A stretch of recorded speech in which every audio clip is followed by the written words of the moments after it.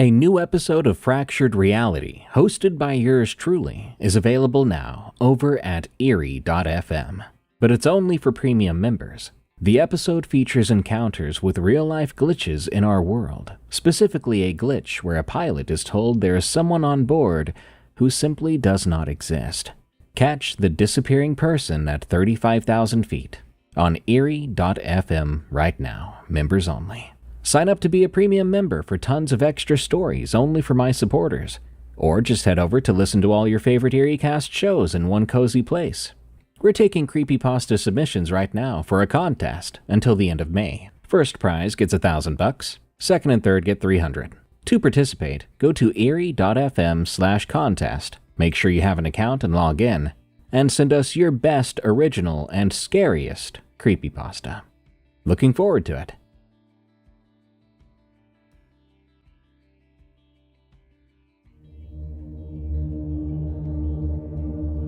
What makes deer so unnerving? I think it's their eyes.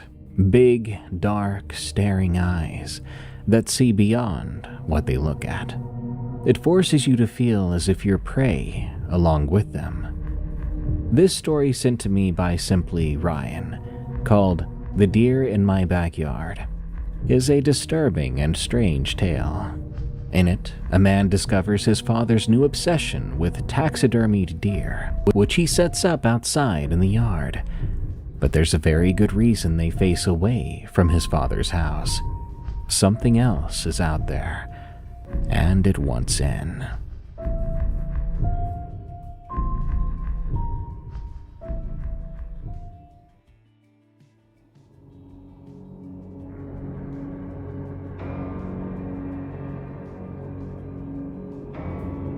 My father took up taxidermy when I was about 10. He had been a hunter since he was a kid. He loved going out alone before dawn and coming back at mid-morning with a deer on the front of his truck and a thermos of coffee that had gone cold by then, which he'd never finished. He started doing his own shoulder mounts to save the cost of paying the taxidermist in town, and the first few were, well, I'll just say rough. The eyes always looked demonic. That's the way I'd put it, and he hated it when I said that. The ears also were lopsided. But he kept at it. By the time I was a teenager, he was doing other people's deer too, for $50 a head, and he was reasonably good at it. I mean, he never made his living off of it, but he had a sideline for years. He stopped hunting about 18 months before any of what I'm going to tell you. He didn't say why, never did. I asked him on the phone one Sunday, and the most I could get him to say was he got tired of it. I asked him a couple of weeks later, and he said the same thing. So I just didn't ask anymore. He was 68 by then. I figured he had earned the right to be tired of anything he wanted to be tired of. When I was a kid, I spent hours in the garage with him while he worked. I would sit on a stool in the corner and watch him and ask him questions about what he was doing. Sometimes so many questions he would get a little bit irritated. But most of the time, he was game. He would tell me about which side of the hide to flesh first, and how to set the ear butts, and what the difference was between a tanning agent or a preservative. He let me handle the fleshing knife when I was 11, and he let me attempt my first mount when I was 14, a squirrel I'd killed with my BB gun. It wasn't very good. A cousin of mine called it Frankenstein's squirrel, but my dad told me I would get better at it if I kept at it. I didn't keep at it. By the time I was 16, I'd moved on to cars, music, and of course, girls. So the garage was his alone again. He never seemed to mind too much. He just kept doing his work. I'm his only son. I have a sister who lives in San Diego and has not been back to see mom or dad in 4 years. My wife and I live about 90 minutes from the place I grew up, in a small house I bought before we got married. My wife does clerical work. I work in motor vehicle parts. We have 2 boys, who I'll call C and E. C is 11 and Eli is 7. I hadn't been back to my dad's house in about a year when my mom fell. She had been carrying laundry up from the basement. She missed the second step from the top, and she came down on her left hip on the landing. Dad heard her fall and ran to her. Turned out her hip was broken in 2 places. They had her in surgery that night, 3 days in the hospital. The orthopedic surgeon told her she would need 6 to 12 weeks of careful recovery, and she would not be able to use stairs or carry anything heavier than a coffee cup, and she would need somebody around for the first month or so. Now, Dad was capable of helping her with most of it, but he was 69 and had his own bad knee. Truth was, he wasn't going to be able to bend her socks on for her or get her in and out of the tub, and that's just a couple of basic things. My wife and I discussed it heavily one night. She worked for the school system and had the summer off. The boys had summer break too. I had some vacation banked and FMLA available, so we agreed to go up for 3 weeks. After that, we convinced my sister to fly out from San Diego for a week. After that, we would have to figure out home care if Mom still needed it. The house had 2 spare bedrooms. It would work. It wouldn't be fun, but it would work. I called Dad the next morning to tell him we were coming. He said good and that he appreciated it, and that he'd see us Friday. Now, the 2 of us had been having phone calls every 2 or 3 weeks for the past year, and he never really talked about much, so I wasn't really prepared for what I saw when I got there. My dad's house is at the end of a gravel road 3 miles off the state highway. The road climbs the side of a low ridge and crosses a creek twice on a 1-lane bridge. The trees on both sides are mostly maple and hickory, with some white pine mixed in. There are 4 houses on the road, including my dad's. He has 37 acres at the end of it, most of it woods, with a clearing of about 4 acres where the house and the barn and the outbuildings are. The driveway turns off the gravel road and runs up an incline for about 100 yards, which goes through hardwood trees, then opens up into a clearing. I saw the first deer where the driveway opens up. It was a 6-point buck, standing about 10 feet to the right of the driveway, on the edge of the lawn. Its eyes were glass. Its fur was matted, and a piece was missing from its left shoulder. It faced away from the house, looking out towards the woods. I slowed the truck. "What is that?" my wife said. "God, that's one of my dad's mounts." "But why is it in the yard?" she wondered. I didn't have an answer. I drove a little further. There was another one to the left of the driveway. This one was a smaller doe with 1 ear missing.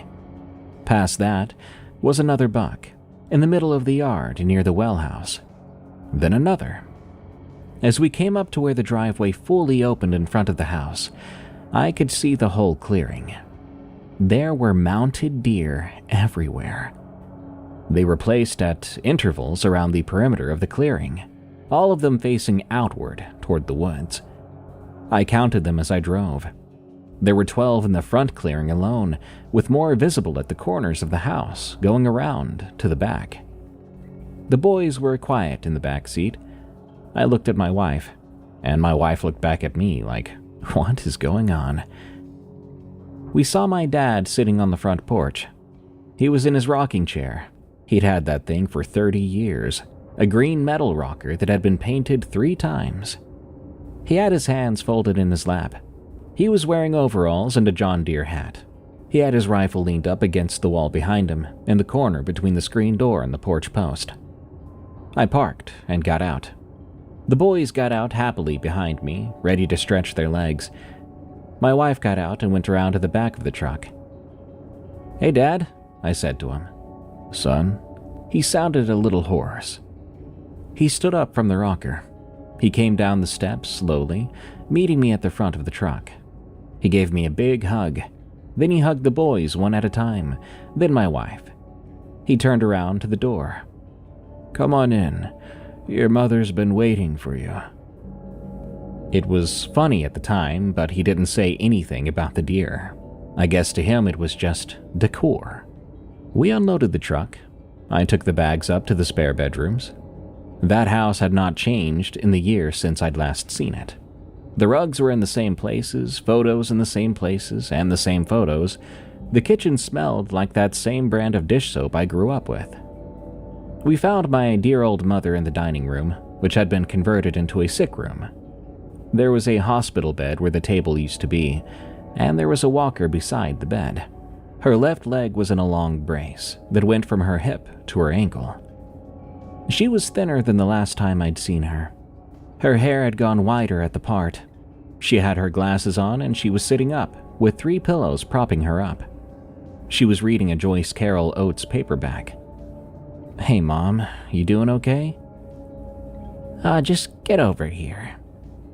I leaned down and she put her arms around my neck and held on for a while. The boys came in behind me. She got C's face between her hands and then E's. She held my wife's hand after that. "Oh, I'm terribly sorry about all this fuss," she said. "Oh, don't be." I gave her a smile, letting her know it was all right. "I am sorry, though." "Mom, stop. If you don't have family, who do you have?" I repeated the phrase she had told me when I was a kid. Thing is, she didn't mention the deer either. I asked her how she was feeling exactly. She told me about the surgery and the rehab schedule and the medications she was on. She told me what the physical therapist had said about her recovery. She did all of this without even mentioning that there was a dozen taxidermied deer arranged around the house and that my father was sitting on the front porch with a rifle behind him. I went back outside to help my wife with the last of the bags. The deer in the yard still faced away from us, looking out to the trees. I walked out a ways, stopping at the 6-point buck at the edge of the driveway. It was clearly my father's work. I examined the details. The eye placement was a little too high. The line of the seam down the back of the neck was visible if you looked for it. The hooves had been set in some kind of dark resin that had been formed into rough blocks, painted to look like the ground. The whole thing was secured to the lawn by what looked to be rebar stakes through the resin blocks. I bent down and felt the back of it. The hide was, in fact, real. So was the fur. It had been done by hand and finished by hand and placed here on purpose. The next one over, the doe with one ear, had clearly been out in the weather longer. Its hide was sun-bleached in places, and there was moss starting on the resin at the base. I straightened up. My wife was standing at the back of the truck holding E's stuffed rabbit. She looked at me. "We're gonna have to talk about this," she said. "Yeah, I expected as much," I replied. She put her hands on her hips. "Right now. Not in the yard."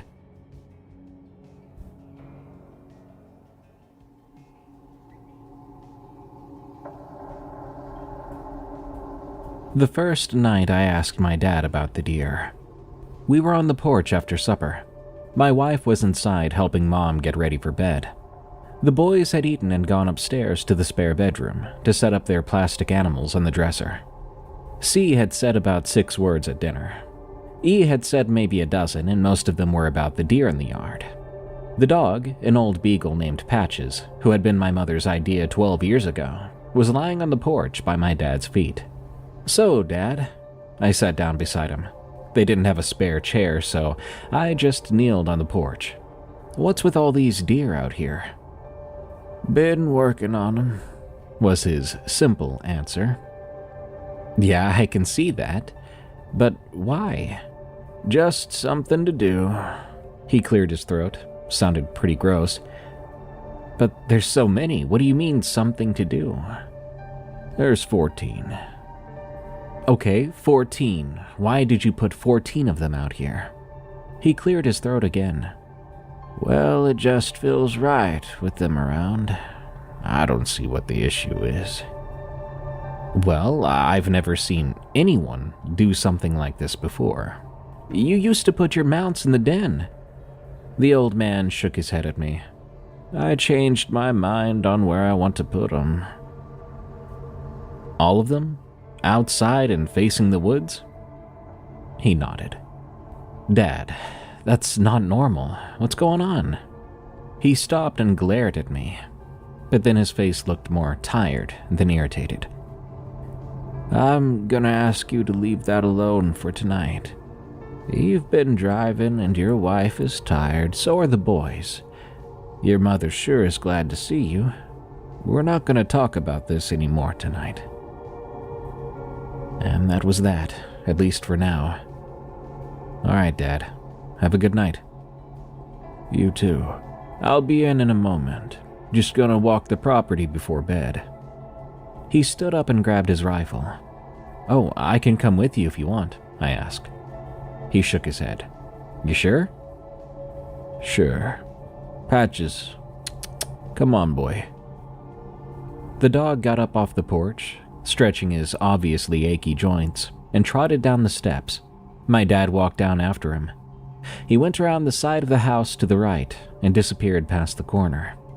I watched, seeing if he would come back anytime soon, but he didn't, and I figured he'd gone all the way around to the back. I'd said goodnight, but I kind of wanted to sit on the porch a bit longer. The dark came in. I could hear my dad's footsteps somewhere off in the back of the property, the crunching of gravel and leaves in an old man's gate. He came back, but it took him 40 minutes. The dog came back up the steps first. My dad came up after him. I thought you went to bed. Dad, I just wanted to make sure you're okay. Oh, I'm fine, boy.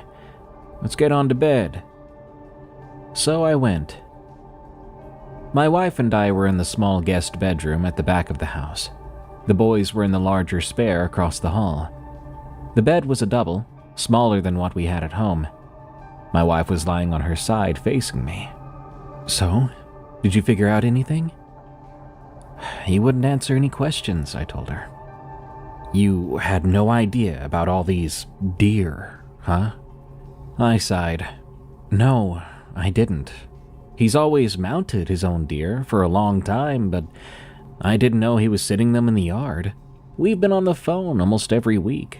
He's never said the word deer, I'm telling you. My wife rubbed her eyes. And what's he doing with that rifle right next to him all the time? I shrugged. Did you ask about that? No, hon. He said he was walking the property and he took it with him when he did it. Maybe he just does his rounds throughout the day. Rounds for what? Her hand shot up with a demand for an answer. Well, he didn't say that either.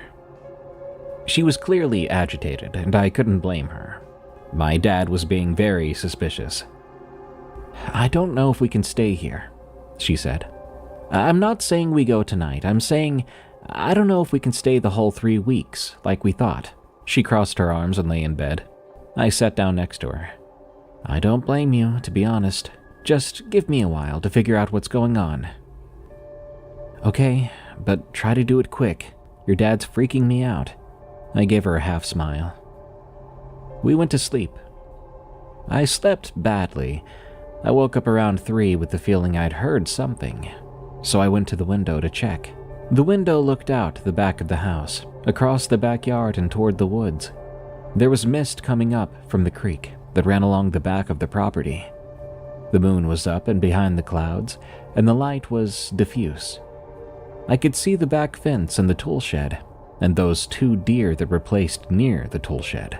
Seeing them again in the night out there made me worry. What was wrong with my dad? I stood at the window for a few minutes. The yard was so still and quiet. Eventually, I went back to bed. In the morning, I counted the deer again. There were 15 now. He'd added one. I walked the perimeter of the clearing to check. The new one was on the back side of the property, on the line between the backyard and the woods. It was a 4-point buck. The fur was clean and the eyes were set straight. The hide was tight on the form. It looked recent. The resin at the base was darker than the resin on the older ones. Newer. I walked over to the garage. My dad's garage is a detached building about 20 yards from the house. He built it himself in the 70s when I was a baby. It has 2 bays, the right one for the truck and the left one for his work. The work side had a long bench under the back window with shelves above it, and a pegboard with his tools. The smell was the same smell I remembered from my childhood, sawdust and preservative, with a touch of machine oil on top. My dad was at the bench. He had a deer hide spread out in front of him. He was working on it with a fleshing knife. He had a respirator pushed up on his forehead, and he didn't look at me when I came in. Hey, Dad, good morning. I noticed there was a new deer out by the tool shed. I brought it up immediately. Mm-hmm. He focused on his work. So, where did that one come from? Found it. Back of the property. Dead already. Oh, well, what killed it? No idea. You think someone shot it? No. Do you think an animal got it? Instantly, he set his knife down and stopped working on the hide. He looked out the back window of the garage, then to me. He looked stern. I'm gonna ask you again to leave this alone. I was about to speak, but he put his hand up. I know you got questions, and I don't have answers for you that are going to be satisfying. The questions you are asking me are not questions I'm going to answer this morning. Maybe at some point in the next few weeks I'll tell you something, since you're going to be here for some time. But not this morning. I've got to get this hide cleaned before the day warms up. I rolled my eyes. All right, Dad. I left the garage. By the end of the first weekend, I'd stopped asking my dad about the deer, and I began to watch them instead. I would count them when I could throughout the day. The count went up by 1 on Saturday night, and it went up 1 more on Monday night. By Tuesday morning, there were 18 deer. The new ones would appear usually in the morning, between the time my dad went to bed and by the time I got up to start the coffee. He went to bed around 11. I got up around 6. There was a window of about 7 hours in which a 4-point buck or an 8-point buck, or once a yearling doe, would arrive on the property and be in the backyard or beside the tool shed when I came out to look. I never once saw him place one. I never heard anything in the night either. The hides were always perfect. The eyes were always still bright. The bodies were always whole and unmarked, as if the animals had laid down on their own and let Dad take them.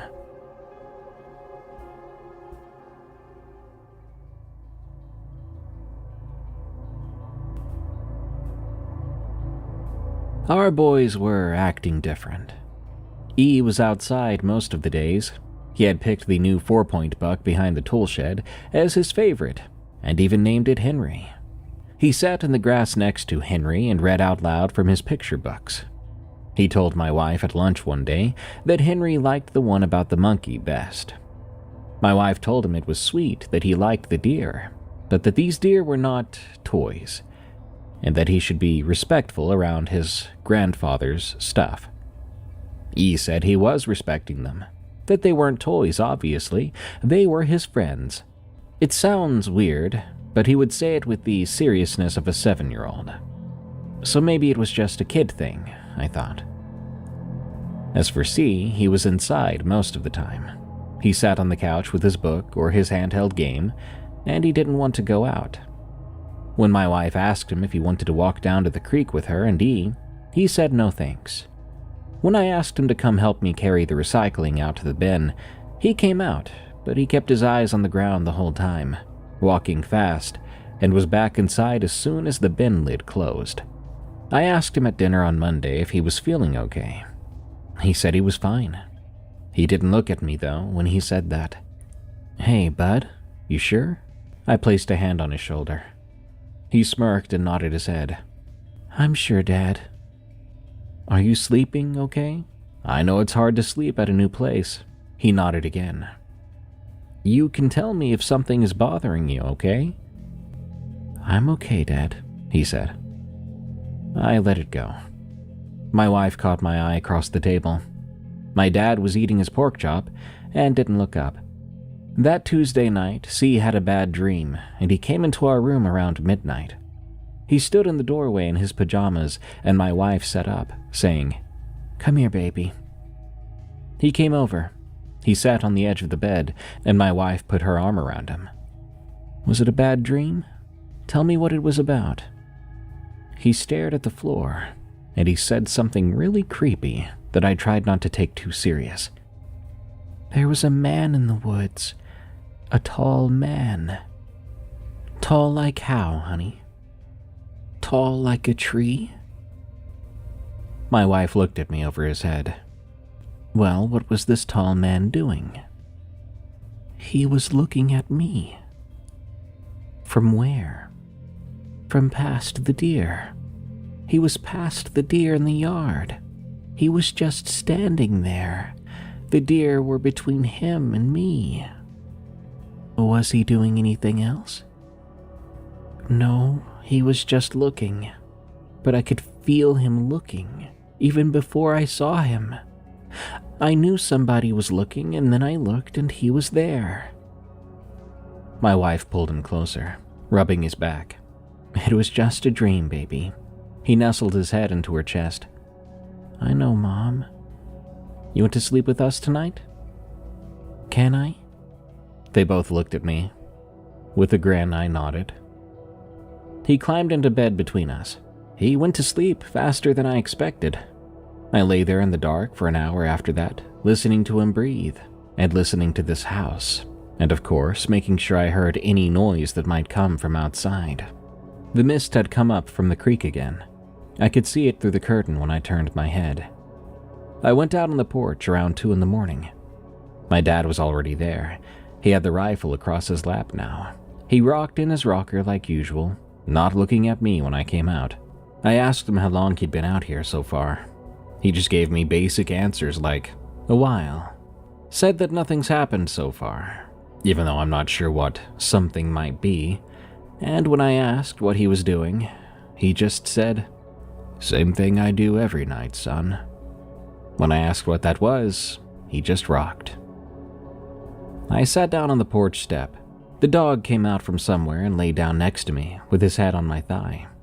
The moon was up and the mist was up again, and I could see the front yard pretty clear. The deer were in their places. The closest one was the original 6-point at the edge of the driveway. The one past it was a doe with a missing ear. Past that, the yard sloped down a little, and the deer at the edge of the yard were partly hidden in the mist. I sat there with my dad watching the yard. The mist moved a little, slowly, with no wind to really push it, from what I could tell. And it was around then that I saw movement behind the deer. It was past the yard in the trees at the edge of the woods where the property line was. It wasn't an animal moving through the trees, but something the height of those trees, or close to it, moving between them. I saw the shape of it go behind one trunk, then come out on the other side. The shape was the shape of a man, except twice as tall as a man. It did not come out into the yard, but it stayed in the trees. I lost it in the mist after a few moments. Immediately, I looked back to my dad. He was watching the same direction I'd been watching. He gripped the rifle in both hands hard, but he was not yet pointing it. He was just holding it across his lap with both hands tightly. You saw that, right? I asked him. He nodded, then said, "Go inside." When I tried to speak up, he shook his head at me and said more sternly, "Go inside now." The way he commanded me then made me feel like a kid. I listened. I went inside and I lay next to my wife and C, who was still asleep. I didn't sleep for the rest of the night. I lay there and I went over what I'd seen. That shape and the height of it. What in the world was that? A weird trick of the light and shadows? In the morning, my wife was up before me. She had C in the kitchen eating cereal, and E was outside, of course. My dad was in the garage again. Mom was in her bed with her physical therapist, who came 3 mornings a week. My wife sat down next to me at the kitchen table after she had cleared C's bowl. "Tell me what happened last night. You're acting weird." I told her, and I didn't leave anything out. I said exactly what I'd seen, and how oddly it resembled C's dream. Her eyes were wide and drifted off for a few seconds before she replied, "I think we need to leave." "I know," I told her. "How fast can we leave?" "Well, let me talk to my dad." "Today," she said. Today, I got it." I went out to the garage after the physical therapist left. My dad was at the bench. He was stretching a new hide over a form. He had the respirator down around his neck. "Dad, I need you to tell me what you saw last night. What I saw," I demanded from him. He set the hide down and turned toward me. "Son, I don't know what it is. I've never known. I've had 1.5 years to figure it out, and I haven't. So I'm not holding anything back from you, I promise. I just don't know." "What are you talking about? What happened 1.5 years ago?" I asked. "That's when it started. I came home from hunting, and there was a deer in the yard, the front yard. A dead buck, but there was no mark on it that I could find. I called old Mason up the road. He came over and looked at it with me, and we couldn't figure out what had killed it. He thought maybe it had a heart attack. Deer do have heart attacks sometimes." I said sure. I put it in the bed of the truck and took it to the garage, and I dressed it out. A week later, there was another one, same as the first, dead and no markings. I called Mason again, and Mason did not come this time. I think he'd decided he didn't want to know what was going on, so I dressed that one too. The next time, it was a week after that. Then it was every couple of days. Then they started coming faster than I could process them. I had to start preserving them whole, since I didn't have the freezer space for the meat and I wasn't going to leave them to rot. After the third one I found, I saw it. I was out on the porch one night with a flashlight, trying to see if I could see what was bringing these dead deer here. I saw it at the edge of the trees for about 10 seconds. It was tall enough that I knew I was looking at something I didn't have a name for, and I could feel it watching me. I thought of C's dream then, and I tried not to let my dad see that I had shuddered. After it left, I didn't go inside for a couple of hours, since I didn't feel like I could move yet. It was such a strange sensation. When I did go inside, I told your mother. She believed me, but she didn't see it that night. However, she has seen it before. I didn't know what to say. "What is it? How often does it come here?" "I've seen it every night for the last 12 months now." He looked down at his feet. "Every night," I muttered. "Yes, every night. Sometimes for a long time, sometimes for just a few seconds. Sometimes it stays in the trees, and other times it comes out into the yard a little ways.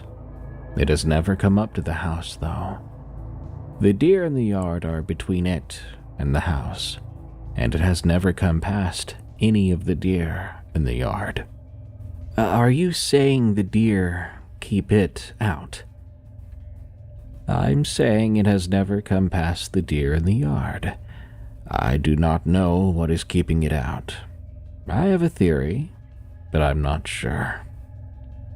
"What's the theory, Dad?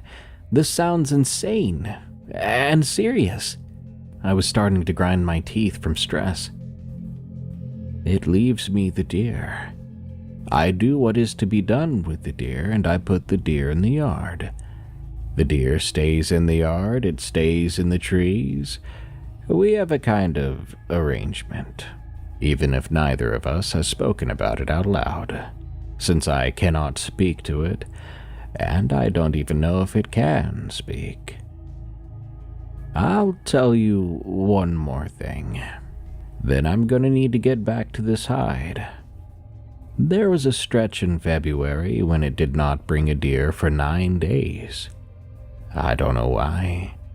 I had run out of work to do, so I cleaned up my garage and I sharpened my knives.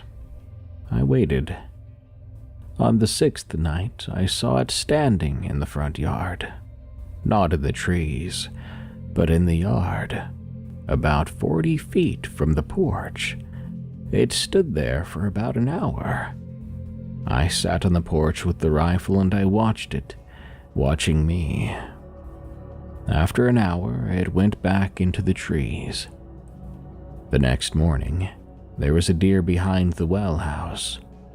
I do not know what was different about those 9 days. I do not know what brought it closer or what put it back.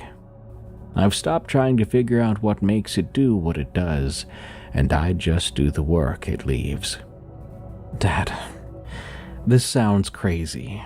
I would be sitting here calling you crazy if I hadn't seen it myself. C has been having dreams about it. My dad looked worried then, but I continued. My wife wants to leave today. You should leave today. I've been waiting on you to say that, to be honest. You should leave too, with Mom. I'm not gonna leave. This is my house. Your mother's in this house. I'm not gonna leave my house since something has set up shop in the trees. I'm gonna do what I've been doing. If I have to do it for another year, I'll do it for another year. If I have to do it for 10 years, I'll do it for 10. What does Mom think about this? I asked. As I said, your mother has since seen it at least once. Your mother knows about it, has known it for at least a year. Your mother and I have talked about this between ourselves and we've made our decisions. You should have told me before I came out here. I should have.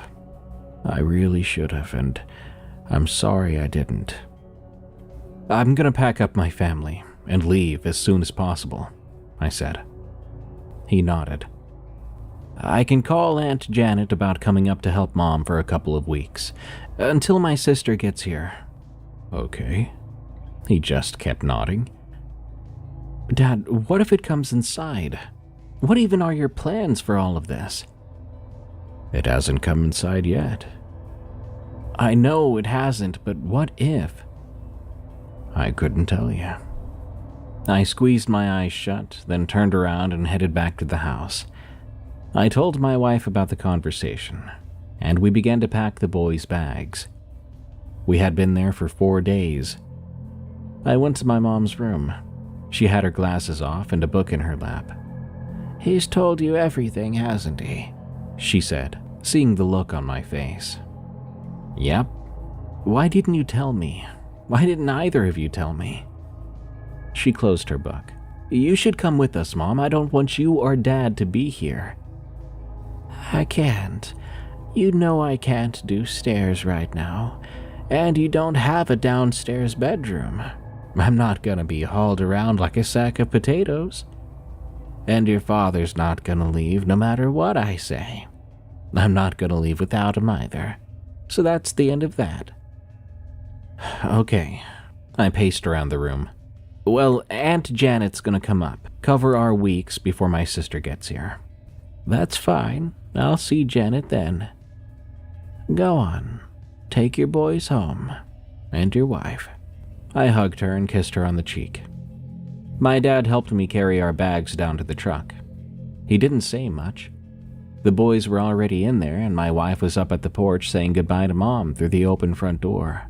Since we decided not to have the boys come in for a second goodbye, because that would set E off. The screen door was propped open with one of the rubber wedges my dad had been using for the screens. He put the last bag in the bed of the truck, and he stood there with his hand on the tailgate. I'll call you when I get home, I told him. If you ever change your mind about staying, the spare bedroom is yours. I know that, and thank you, but I think we have to go. Well, y'all take care. Sorry, son. It's all right, Dad. Love you. He pulled me into a hug. My wife came down the steps past him and got in the truck. I got in too.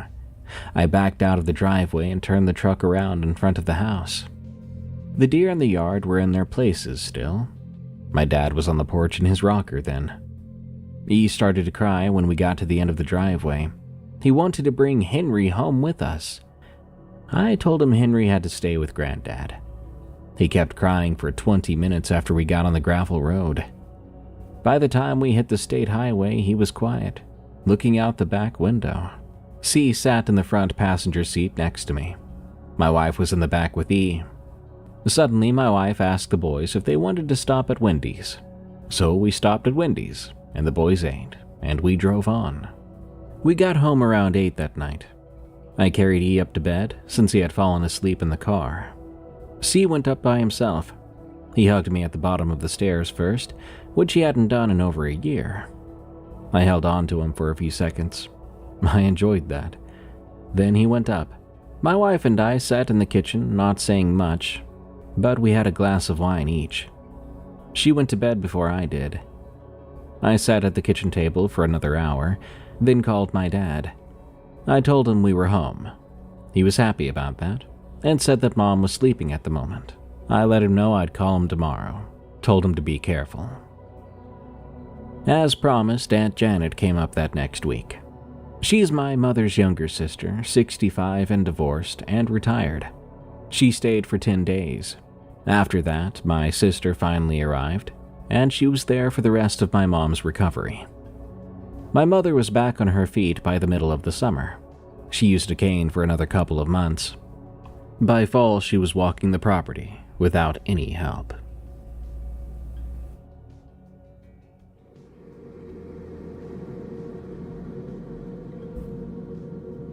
I called my dad every week. He didn't bring up the deer, and neither did I. We talked about my mom's recovery and my work and the boys. I asked him after about a month if he was still doing the same thing, and he told me yes. I asked him if it was the same as before. He said it was. And I asked if he'd been sleeping okay, or at all. And of course, it was the usual. And that's where I left it. I didn't go back up there. My wife didn't want to go, and she didn't want me to take the boys anymore. We talked about having Mom and Dad come down for a long weekend once Mom was strong enough to make the trip. But my mom didn't want to leave the house for that long, and Dad would not leave it at all. So we kept it over the phone. C was different that summer and into the fall. He slept with his door open and the hallway light on. He didn't want to be alone in the basement to do laundry.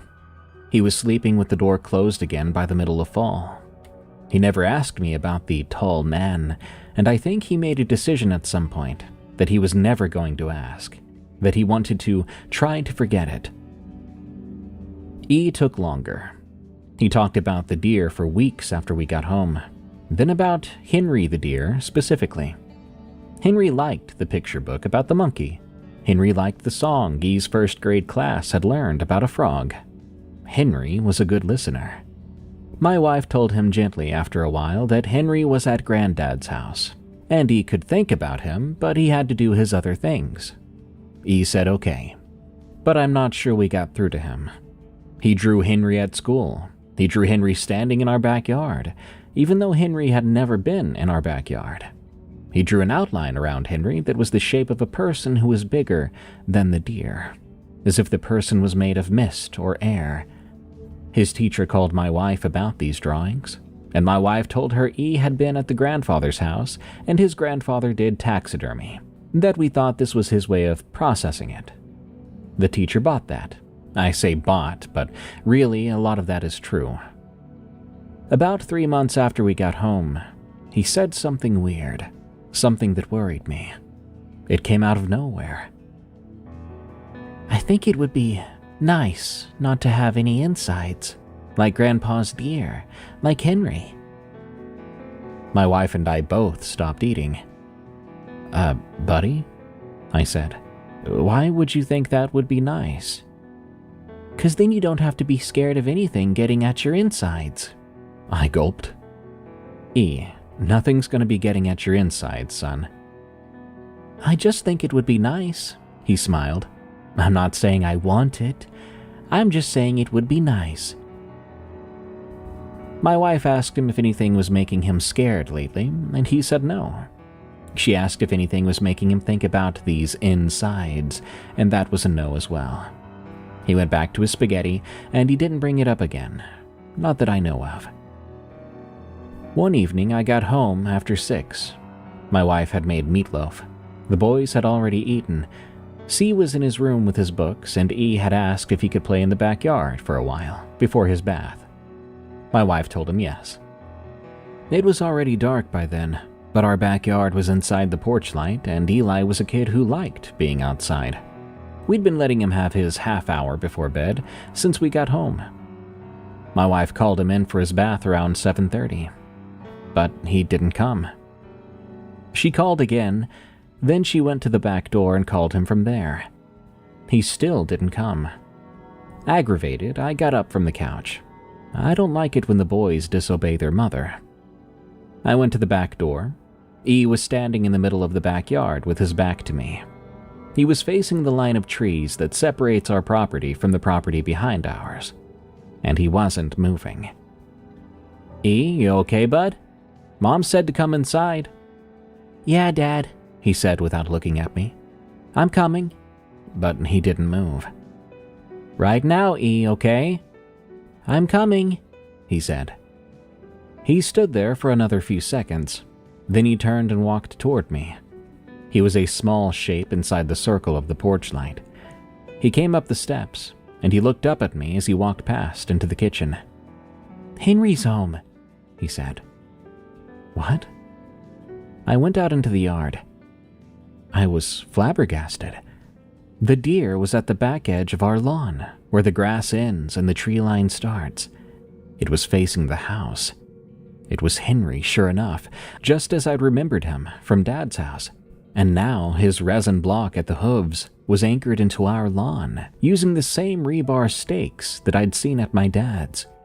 I walked up to it, and I stood in front of it. This was brought here, and placed here. It was facing the back door of my house, and there was only one person that could do this. I walked around the side of the house. There was a mount in the side yard, too, between our house and the chain-link fence that separates our property from the neighbors. This one was a doe, also facing the house. Then I walked around to the front. Another one in the front yard near the mailbox, also facing the house, and another one at the corner of the lawn near the driveway, facing our house.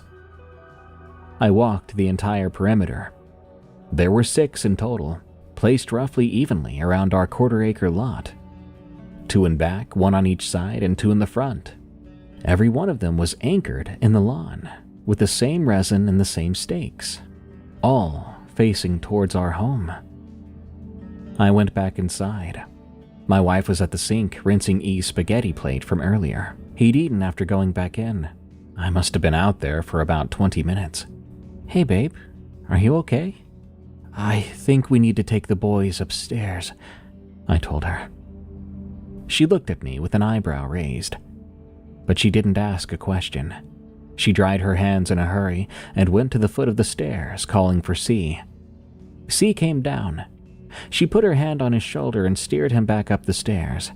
Then she picked up E, who was sitting on the kitchen floor with one of his plastic horses, and carried him up after C. I went to the kitchen phone and called my dad. "Dad, what in the world?" I said as soon as I heard him pick up. "What's wrong?" "Your mounted deer appeared in my yard. Did you do this?" Immediately, he sounded very concerned. "Son, I haven't moved any mounts off my property. Are they facing toward the road?" No, Dad, they're facing toward the house." I could hear him swallow deeply from the other end of the phone. "Listen to me very carefully. You need to turn those deer around. Right now. As fast as you can. Do you understand?" "I hear you." I heard my wife make a sound at the top of the stairs. It wasn't a scream, but it was almost one. The boys were behind her. She pointed to the street. I looked outside. I could barely breathe. "Dad, there is no street. I'm looking out the window right now. There is no street anymore. No neighbor's house, nothing out there beyond the yard." "Okay, I'm getting the truck right now. I'll be there in an hour. Do not go outside." He hung up. Oh God, I thought. I ran up the stairs 2 at a time. My wife was at the top with E on her hip and C behind her. C had his hand on the back of her sweater. He wasn't looking at anything. His face looked like it had gone slack. I called them downstairs to the living room. They came. E was wriggling around and asking to be put down. He was saying he had to go back outside, saying he had to see Henry. My wife was holding him with both arms, saying no, he could not do that. We got them both to the living room couch. My wife sat down with them. E was crying and twisting, and C was sitting next to her, so motionless and emotionless. It was then that a long, low moaning sound came from outside, like a sick and dying cow. It came from somewhere out past the back of the house. It went on for about 5 seconds and stopped abruptly. A moment later, another moan came, this one out past the front of the house, deeper than before. A third one came after. None of them sounded like the same animal as the others. They all sounded different, like various animals in different stages of torment. C let go of his mother then. He slid sideways off the couch and onto the rug on the floor. I expected to see him catch himself, but his shoulder hit first and then his head, gently. His eyes were closed. "See?" I ran over to him and turned him over. He was breathing, thankfully, but his eyes remained closed. I shook his shoulder and said his name, but I could get no response from the boy. I then checked his pulse to be sure. It was fine. I picked him up and put him back on the couch beside his mother. She had E pinned to her with one arm. With the other, she held C's head against her shoulder. Then the house began to fill with mist.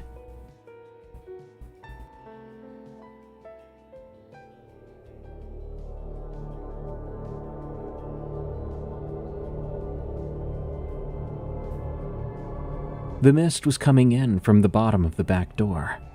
I saw it from the living room through the doorway in the kitchen. It was thin. It curled up off the linoleum and crept across the kitchen floor toward us in a slow line. I went to the bathroom and got the bath mat. I rolled it and jammed it against the bottom of the back door. I then went to the front door and did the same with the rug from the entryway. The mist that was already inside did not retreat. It stayed where it was, low and slow, an inch off the floor. E had stopped crying. He was looking at the back door from his mother's lap. His face had a calmness to it, and I did not like that. "Mommy, Henry's at the back door," he said, oddly delighted. No, you stay right here with me, okay?" she told him. "He's at the back door waiting for me." She had to wrestle him a bit to keep him from going. "You're staying right here." "Mommy?" "No, stay." The moans were constant now. They were coming from every direction around the house and did not let up. There was always at least one of them going. Sometimes two of them overlapped. These random animalistic sounds. I went over to the front window. I saw it there, standing at the edge of our yard. It was the shape I'd seen at the edge of my father's trees, except now it had nothing to compare itself to. There was no forest out here. It was just a shape in the absence past where the yard ended. It was taller than the streetlights would be on a normal night. It was the height of the second story of a house. It was facing us. After a few seconds, it took a step. It came onto our lawn. I went to the side window in the dining room. There was a shape there too, at the side edge of the yard. It was stepping onto the lawn at the same time. I went to the back window. There was a shape at the back edge of the yard too. I don't know if it was the same shape in 3 places at once, or 3 different shapes. Don't know why I bothered. This thing made no sense. E was off his mother's lap suddenly, running across the kitchen toward the back door. "E!" He kept going. "E, stop!" I called to him. He had his hand on the doorknob, and he was turning it. I got to him in a heartbeat and pulled him off the door. The door came open about an inch as I pulled him off. Mist flooded in through that inch, and the second the door was open, this mist was so much thicker, and it brought with it a sort of smell, a smell like dead animal. I shut the door quickly and threw my weight against it. I got E under my left arm and he was screaming and fighting me. Screaming for Henry, saying over and over that Henry was at the door waiting and we were being rude not to let him in. The figure at the front window was halfway across the front yard now. I could see it through the living room window from where I was holding the back door shut. It was walking at a steady and calm pace. No hurry, whatever it was. The mist was now up to my knees. Tears welled up in my eyes. I didn't know what to do. That was when the figure at the front of the house stopped, right at our front porch. It leaned over, and it put its face to the front window. I turned away. I did not want to look at that face. I had my back to the window, and I had E under my arm, the back door at my shoulders. I saw the bottom of the thing's figure framed in the front window when I looked. That had to be its legs. The legs were man-like, but stretched. The skin looked gray and wet, and the feet were bare and stretched too. I'm so glad I never saw that face. It continued to bend down, putting its face level with the window perfectly, and I kept looking at the floor. I heard it tap at the window then, so it had fingers, I assumed, but I did not look. The thing tapped 3 times. Was that its way of knocking? Another form was at the back door too. I could feel it through the door against my back, a pressure on the door. Light, but present. Not yet pushing. I doubted I could overpower something like that. The moaning was at a fever pitch. My wife was screaming, C was unconscious, E was screaming at me to let him go outside to Henry, and I think I was shouting, but I couldn't hear myself anymore. All at once, sunlight broke through the windows, and all the noises stopped. I looked up. I could see through the window and past the yard. No more void. It wasn't even night anymore. What just happened? My wife asked from the other room. I could barely answer. I don't know. We stayed where we were for several minutes. There was no telling what was going on. Was it getting better? Getting worse? Was it a trick? I carried E to the couch and laid him next to his mother. He wasn't frantic anymore all of a sudden. Whatever had possessed him was gone, and he looked confused, even scared. I went to the front door then. I pulled the rug away from the bottom of the door, and I opened it. There I saw my dad's truck in the driveway. It was parked at a weird angle, as if he had stopped in a hurry. The front tire was up on the lawn, the driver's side door standing open still. I could see from there even, the keys were in the ignition, and the dome light was on, dim in the morning sun. In the passenger seat was his John Deere hat. Henry, the deer, was beside the truck. Henry was now facing the other way, facing out toward the street. The resin block at his feet had been pulled out of the ground and reset. The grass around the block was disturbed and torn. Whoever had done it in a hurry. I walked around the house. The other 5 mounts were still facing the house, still facing us. It was only Henry that had been turned. Henry, who was by my father's abandoned truck. I could breathe again. The street was back, the neighbors' houses were back, the sun was here. The only thing that wasn't here and back to normal was my dad. The police were called, and I called my mother, pleading that he was somehow there, that maybe his truck had made it here on its own accord. But no, he had done what he said he would do. She said that he had driven down in the night. She knew that we were in danger, but she didn't know the exact situation. And I told her the truth, that his truck was here, but he was not. Before the police arrived, I went back outside and pulled the rebar stakes out of every resin block, dragging those 6 mounts into the garage, one at a time. I put them under tarps in the back. When the police arrived, it was something that I did not want to talk about or explain. I went back out then and stamped the displaced ground flat with my boot. Then I went back in, and I sat with my family until the officer arrived. We could not speak of the events, obviously, but we told him that Dad had driven down here, and yet we couldn't find him. The officer asked about any memory issues, how mentally aged he was. But I told him the truth. My dad was healthy, stable. The officer went out to the truck then and examined it for a while. The authorities searched for my dad. Dogs and people of all sorts scoured the surrounding blocks and my yard. Divers in the nearby creek searched too. Apparently, state troopers went to my mom's house and searched all around there too. For a while, his picture was in the news, but he was never found. Not even a body. The only traces were by where Henry stood.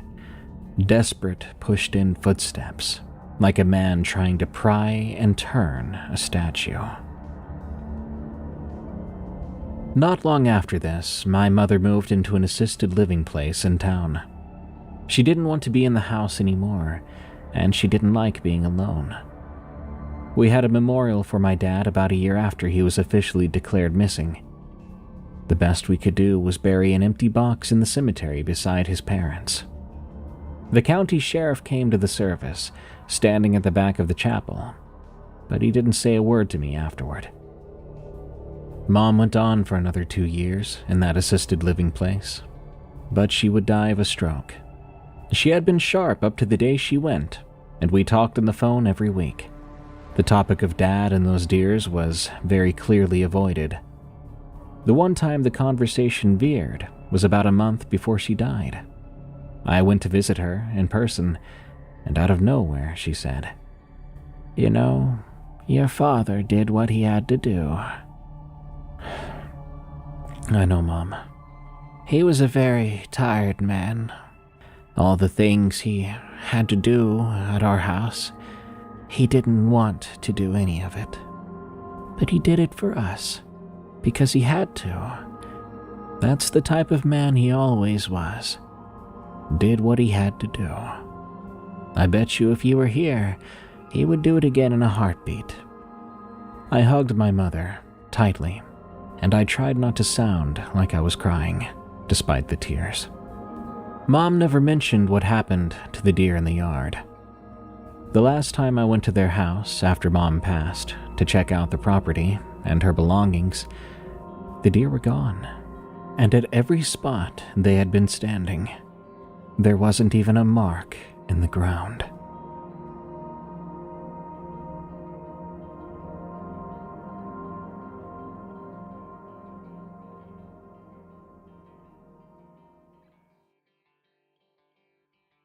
I hope whenever the worst happens, if it happens, I can be that kind of dad, ready to lay down my life, meet my fate, for the sake of my children and family. This was a terrifying story, leaving a lot of questions to be answered. But at least there's some light knowing that true good exists. Good night. This has been Unexplained Encounters. I've been your host, Darkness Prevails. You can find me on X at Dark Prevails, and you can send me your true stories of the unexplained at darkstories.org. Support what I do and unlock tons of extra narrations and stories read by me. Head over to eerie.fm, that's EERIE.fm, and become a premium member. We can't keep going depending on platforms like YouTube, who might pay us one month, then not the next. So we need your help. We need as many people as possible to become premium members, so that we can be independent and create even more amazingly terrifying content for you. Plus, you get a ton of bonus goodies and more new bonuses every week for members only. Head to eerie.fm. You can go there for free too, and enjoy every EerieCast show in one spot. Thank you. Until next time, everyone, stay safe out there and stay creepy, because this world is a strange one.